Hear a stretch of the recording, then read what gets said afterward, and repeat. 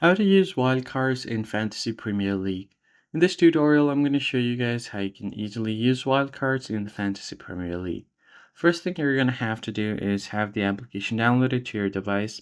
Then you can just open up the app, and from here you make sure that you are logged into your account. Now you want to head over to the Fantasy tab from the bottom of your screen. Once you are here, you can just go ahead and head over to transfers.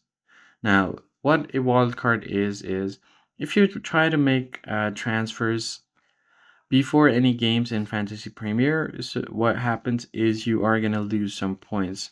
So up here, right besides budget on the left side, you can see cost or points. So if you try to make any transfers like this, you could get your points deducted. So if I just select here a few replacements, you'll get a point deduction there. So for now, it is unlimited free transfers, but it's only for a certain time. After that, it's going to cost you some points.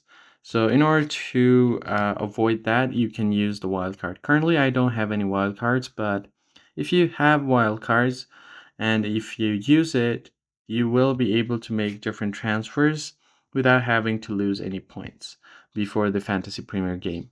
So that's pretty much it, guys. That's how you basically use wildcard. You just have to tap on the wildcard option right besides budget in order to use it, and you should be able to do this.